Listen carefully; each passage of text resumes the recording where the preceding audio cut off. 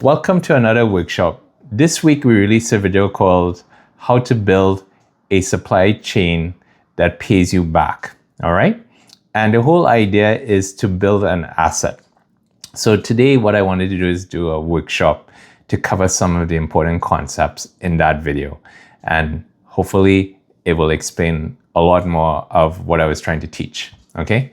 Now, before we get going, right, we got to remember these workshops go back to a key concept, and that is what is our strategy or what is our system, okay? So I call it the Dalaban philosophy, okay, or methodology. Because really and truly, just to remind everyone, Dalaban just means the owner of the factory in China. And so if you know the Dalaban, that is like 98% of the battle that's gone, because that is your insurance policy. Okay, so I've always said that when you do sourcing in China, yes, you're looking for the price, yes, you're looking for the MOQ, but you gotta make sure that in that journey, in that process, you also make a relationship with the owner of the factory, because that is your insurance policy, okay? So going back to the Dalaban philosophy, okay, just let's do a quick recap, right? That we said there are 7 steps, all right? There's 7 steps and it's like a funnel, okay? So when we do sourcing, we follow these 7 steps, okay? So the first one is, all right, mindset, okay? Mindset, okay? And then the second one is a fair price, okay? Oops, a fair price, okay? And the third one is delivery, okay? And the fourth one is your production capability, okay?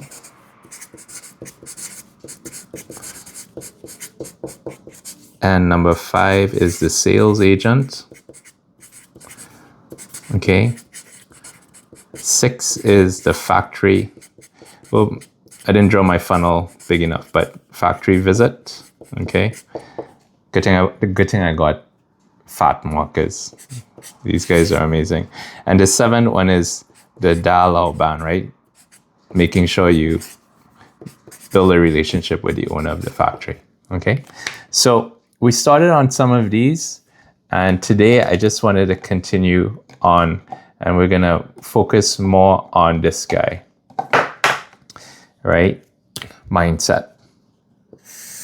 Okay, so every time we do a topic, I will tell you which one we're focusing on, so that it gives you a frame of reference. And I know for people who are new to sourcing or people who have some experience in sourcing, for me, I was watching a video today, right? So just to let everyone know, I'm also a student as well. So I'm a student of Tony Robbins and Dean Graziosi. I don't know if you know those guys, but I'm enrolled in a course with them. It's part of their mastermind, and they're teaching how to build businesses, okay? And so this is also a new venture for me. I know I like teaching, I know I like coaching, I know I like to break things down, but how to put it all together, I'm getting help. And they said today in the video call is that sometimes when you're teaching, you really forget about how someone else feels, all right? And I get it. I have to always go back to how I felt 13, 14 years ago when I started going to China. And just to be concise, it felt like I was in a black box, right? Like, who do you order from? Because there are thousands of suppliers, right? And what's the best price? Because there are thousands of prices, right?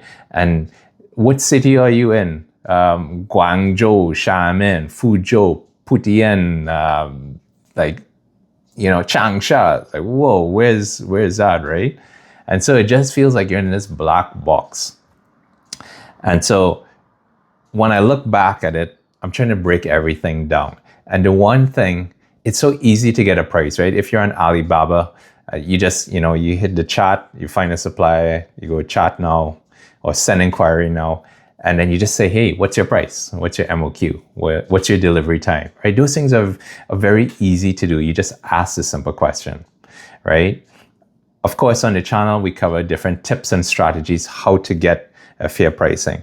But the whole idea and what I'm trying to do is build this mindset framework, right? So if you can know these navigation points, then it will make things a lot easier for you, okay?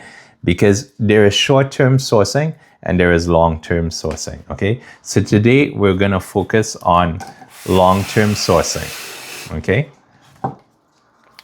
So I love my markers, guys, right? Because they're all about helping me, okay? So today we're focusing on long-term, right? Long-term sourcing. Let's keep it here so I don't run off the page. Okay. Now, what does that mean? Long-term sourcing means that we are doing this for a while, right? We have a business, right? I assume I'm talking to business owners and CEOs and founders out there, right? So you have a business and you want to know where do I order from? Who's a good person to make a partnership with? All right.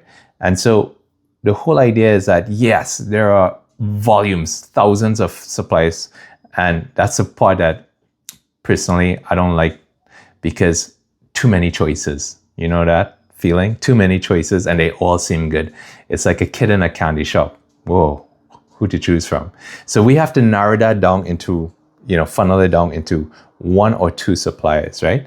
But in addition to that, in our system, it's really understanding the mindset behind it, because you're not just funneling that supplier down because of the price. They've given you a great price or because they can accommodate your MOQ, right? That is short-term thinking.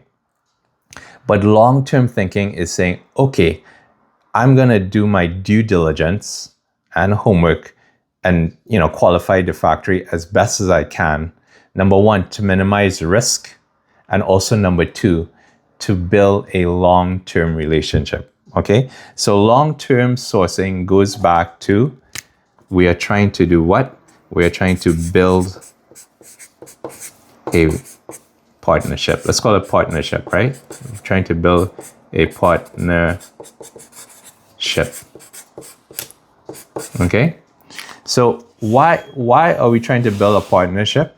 We're trying to build a partnership because we want to grow. We want to grow together, right? If we can grow together,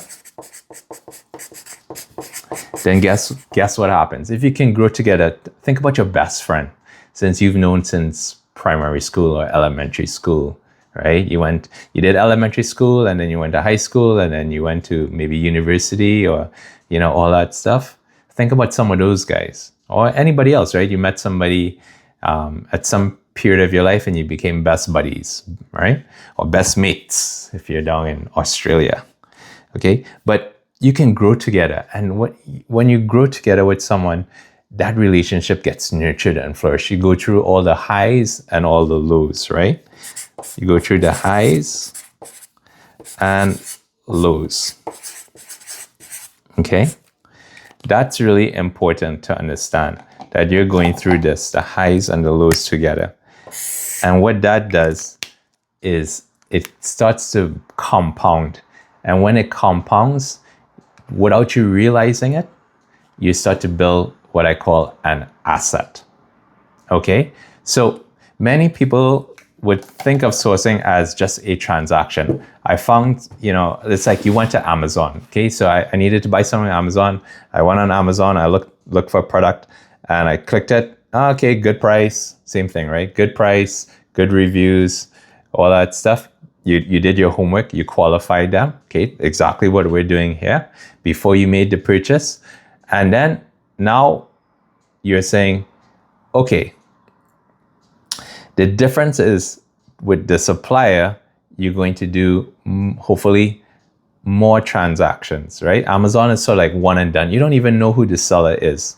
But because you are a business and you will need supply coming in. So if your product is launched and let's say it sells, quickly, at some point you're going to need more inventory. Who are you going to place that inventory from? All right. So if you place it from the same supplier again, it starts to compound and you start to build this thing called an asset. That, my friends, is long-term thinking or long-term sourcing. Okay. So the whole idea on the dollar band channel is that I want to teach everyone that they could be their own sourcing agent, right? They could be their own supply chain. I'm not saying you have to do everything for yourself, because there is a strategy or a way that you can do the work just once, and then you pass it off. And when you pass it off, somebody else will do all the work, and it's not very expensive. But the whole concept is that I want to try and teach people that with sourcing, there is a proper way to do it. And if you follow that, you start to build this asset, and that asset will compound over time and it reinvests back in your business. Okay? So let's expand a little bit more. Okay? And let's see if I can elaborate. All right? So I said in the video that every sourcing decision is either an expense or an investment. So what did I mean by that, right? So let's write it out. Every sourcing decision, right? Every sourcing decision boils down to these two things. One, an expense, or two, an investment.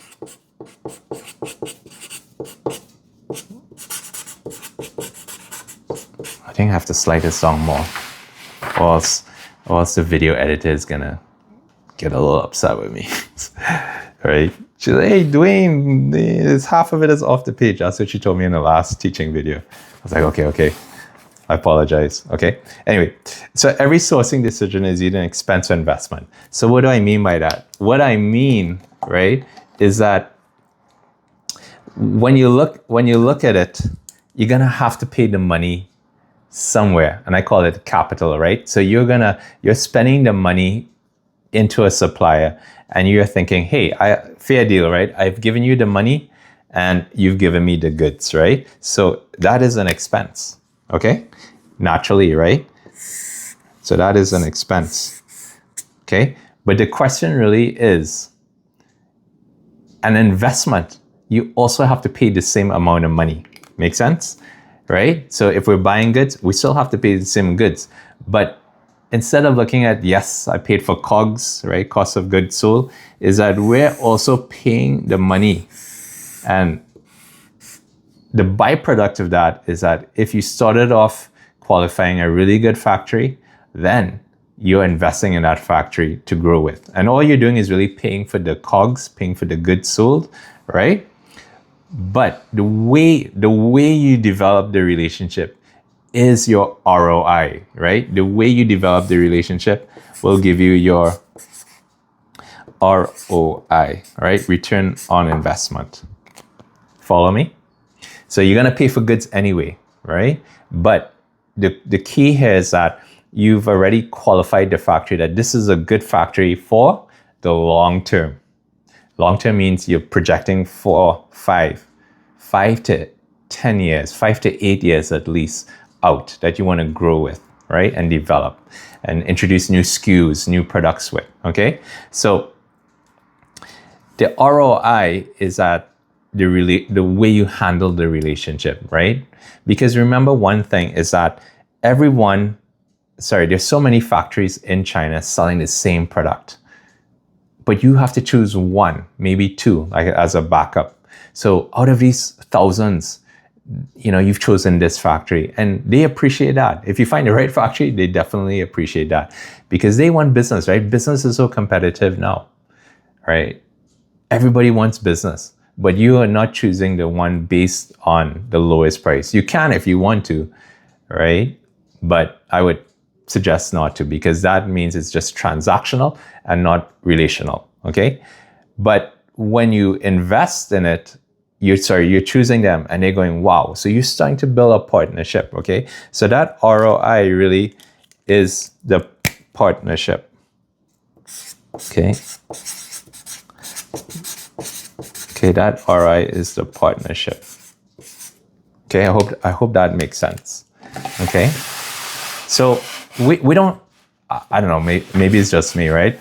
I never started to think about this until probably my second year, right? Sourcing for the biggest Caribbean carnival, which is in Trinidad and Tobago. And, you know, the mindset was really, you know, you have customers and they want the best prices. So you have to balance price with service and all of that.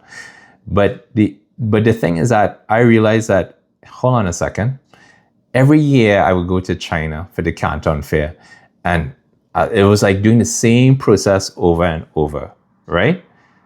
And I realized that if you do the same process over and over, then guess what happens? If you do the same process over and over, then, right? So let's draw a wheel here, right? So you got step 1, and then you're going to step 2, you're going to step 3, and then you're going to step 4, all right? So say, for example, step 1 is you're going to, let's say, the Canton Fair, right? Oh, here, I found another green, guys, okay? So step 1 is like you're sourcing from China, right? So you go to China, okay? And step 2 is then you get the basic information. So you're qualifying them, okay? Qualify means price, MOQ, production systems, right? So price, MOQ, factory visits, right? So you're already investing in all of this as stage 2, right? And then stage 3 is something like you do, let's say, samples, all right? And stage 4 here is that you place an order, okay? Place an order. This here, guys, is a lot of work. A lot of work. A lot of work. And then to have to repeat that for, I don't know, 50 SKUs or 100 SKUs, as it was in my case, whoa. So what I realized is that, hey, you know what? It doesn't make sense to like get new suppliers because you're chasing the lowest price or best price. Instead, one day I was like, I was sitting there in Guangzhou and go, this is madness. This is crazy. So how about I just develop one supplier? Because every year we have certain products that we're going to make, right? Like if it was bags, shoes, slippers, garments, every year we do that, just different colors, different textures, whatever it is, right? But those factories could do it. So that's when I started saying, you know what? I'm going to go vertical instead of horizontal, okay? So vertical means I'm focusing on one supplier and going to build a relationship with them. Horizontal means that what is your price? What is your price? So there are multiple factories and I'm just looking for price and MOQ. That's short-term thinking. I went vertical, long-term thinking, right? Because this here ultimately, right, what I drew here is, let's put an X. You don't want to do that. I mean, if you want to, you can, right? If your mindset is always to find the cheapest price, then stop the video now, go and have a Coke Zero or something. But if you're looking to build something for the long term, an asset, then we continue, okay? So we hope it's making sense so far, right? So we are trying to build, we figured out that we want long-term thinking because that starts to compound with the relationship and it builds an asset. So how do you really start to build an asset? Because remember, what you're really doing is you are investing, right? So you are investing.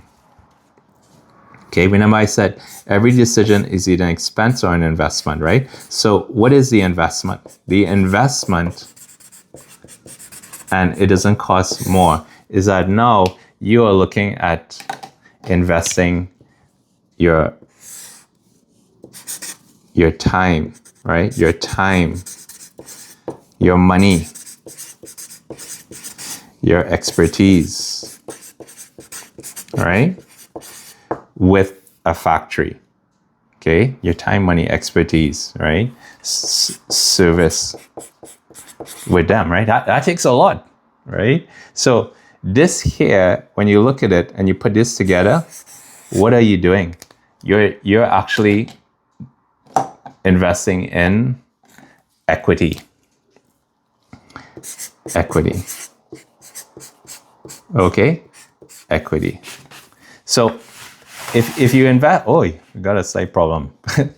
The paper roll just finished there. Okay, so let's try and minimize on paper because I got to change it, but I don't want to stop the video.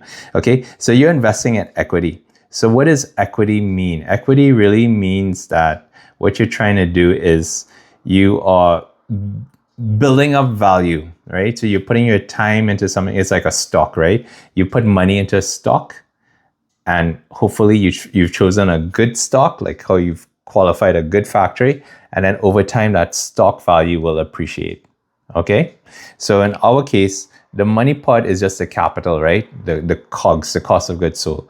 But what your equity is in, right, is also in the time you put into that factory, the expertise, your service, right? And from this, right, let's go a little bit more. What you're trying to do is you're gonna build it up. So let's arrow this, right? You're building it up with, change color. I like green. You're building it up with a few things, right? So the first one is you're building it up with repeat orders. Okay? You're building up with repeat orders in the factory. Okay? You're also building it up by reciprocating. All right? I talk about this in the video. Is that when you reciprocate, they will get into problems with production and so on. You're gonna work it out together. Okay, you're gonna work it out together. So repeat orders, you reciprocate, right?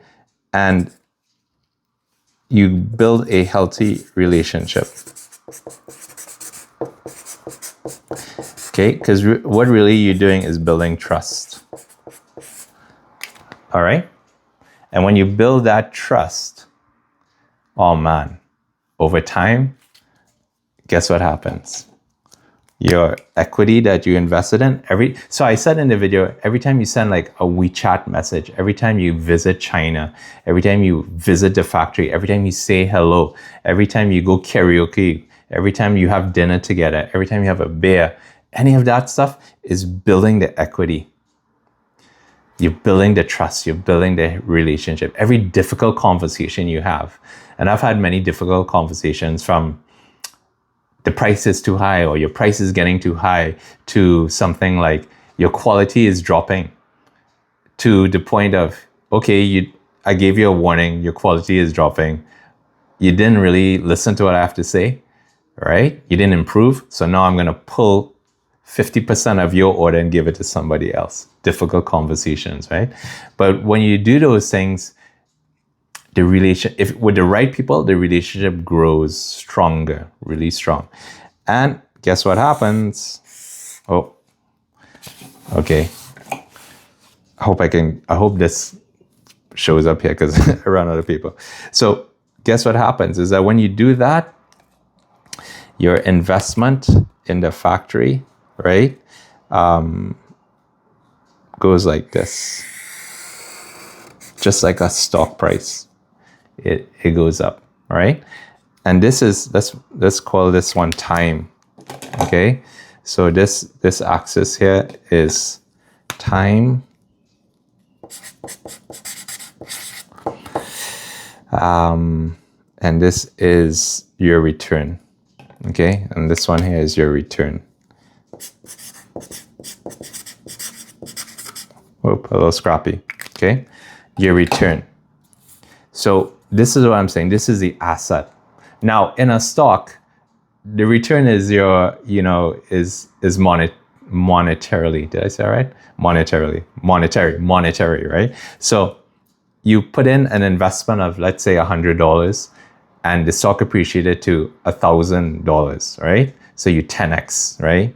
So it multiplied up. In sourcing, your multiple is not money, right? Because you still have to pay for the goods, and you may get a cheaper price, but you're not going to get a rock bottom price when your quantity gets bigger, right? What you get back is a return on your supply chain, the stability of your supply chain. Okay, so what you get back. Okay, what you get back. Okay, let's position it. Okay, guys, what you get back is stability on your supply chain.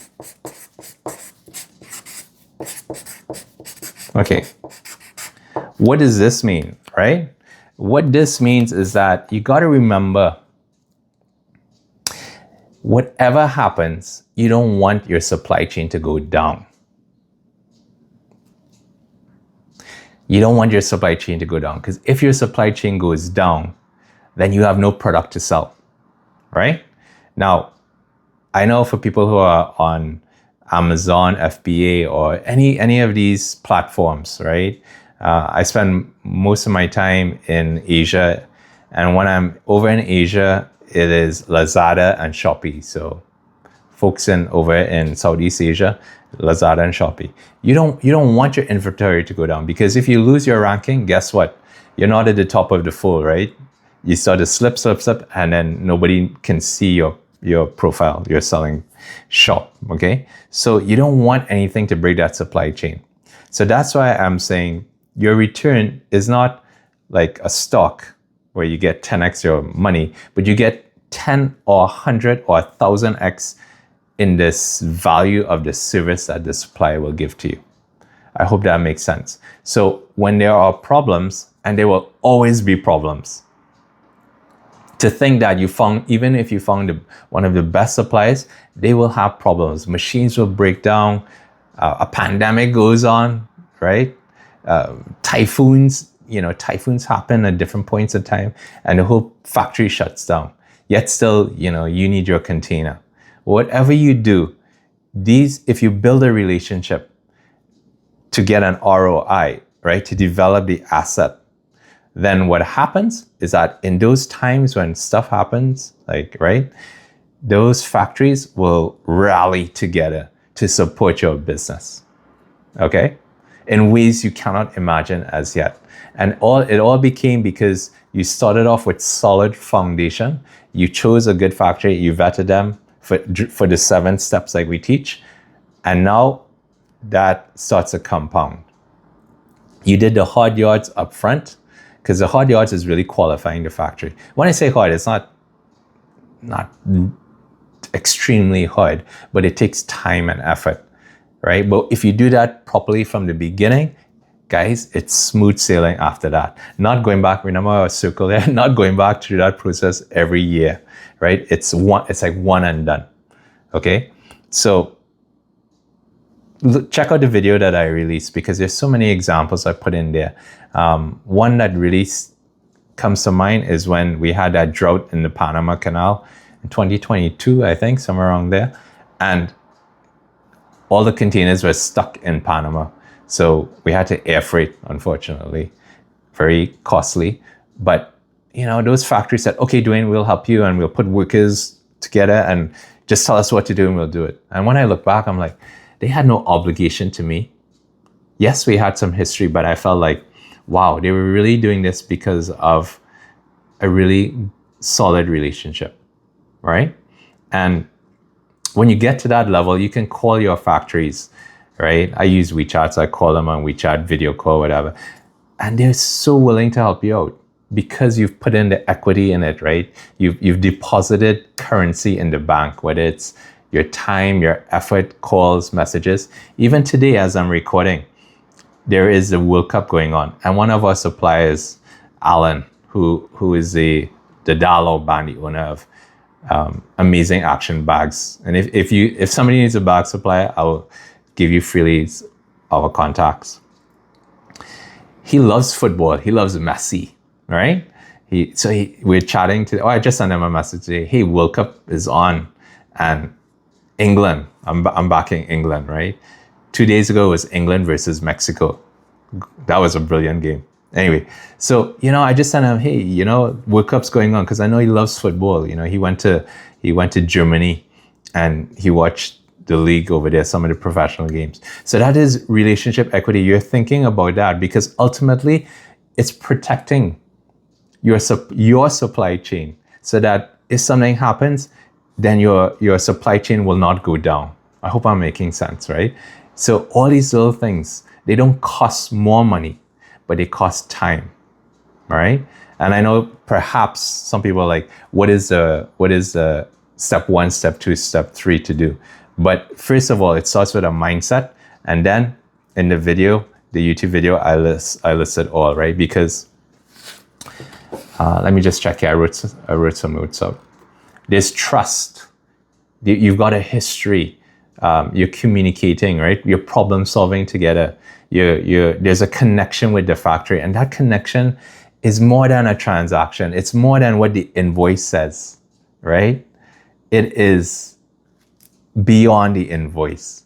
Some of the things. One other example is that we have a really good tumbler factory. Remember when Stanley tumblers were in fashion a few years ago, and one of our customers' suppliers in their supply chain, something was wrong with their container and it could not make it for the carnival. Okay, but you got 10,000 people waiting for. Imagine this: you got 10,000 or maybe more, 12,000. I can't remember now, but at least 10,000 people waiting for some goods to come in by ocean on a container, and it's not gonna make it. I mean, it's a major festival, so what do you do, right? So our client calls us, says, hey, we're in a jam. We're in a situation. Do you know any suppliers who can provide 5,000 Stanley cups? They were small ones, in like 5 days. And I'm like, 5 days, 5,000? Like if you ask a factory, what's your production time on 5,000 cups? For tumblers, they would tell you 35, 40 days. But they did it in 5 days. They put it together in 5 days. It's like, wow. How did they do that? It's because of the relationship, right? It's because of all those years I made deposits and to build it up. And that was the equity. And that equity over the years compounded. And when our supply chain needed help, it brought back the return. Okay? So I think this was a good teaching video. I don't think I have any more else to cover, but I'm checking my notes so I make sure I follow a system, okay? So fair price, yes. Make sure it's fair between you and the factory because, going back to short-term thinking, short-term sourcing, is that short-term sourcing is what's the best price or what's the cheapest price and MOQ. And if that's all you're interested in, you cannot build a relationship. Why? Because it's just a transaction. So you guys are business owners. Whatever product or service you're selling, imagine that somebody says, hey, can you give me a discount? You say, okay. But then the discount they want is like a 75% discount, like way down. How do you feel? You're not going to feel good. So if you're not feeling good, you don't want to do business with that person, right? And that's why I say a fair price, because a fair price means they can make profit and you can make profit, right? They're not selling it to you for something extremely high that you can't sell, right? And you're not asking them to sell it to you for the cheapest so that they don't make any profit. Because when you make profit, you feel good. You feel good about yourself. You feel good about your business. And it's no different for anybody who is in business, including your factories, okay? So fair price, repeat orders, reciprocate when there's problems, and if you do that with multiple factories, you start building a network. From your freight forwarders, your customs agents, your individual factories, right? Your sourcing agents, whoever it is, they become part of that network. Your DHL agent, I got a DHL agent. And you just call them when you need them, because you will need them. Something always goes wrong, somebody has a problem, and that network will help you to solve problems, okay? All right, I think that was it. Remember, a rising tide raises all ships, okay? When you win, they win. And when they win, you will win too, okay? So that was my teaching video for today. I hope it went down well, because I also ran out of paper, all right? So take a look at the YouTube video, right? It was a really good one, and hope this helps. Drop me a comment if it does. All right.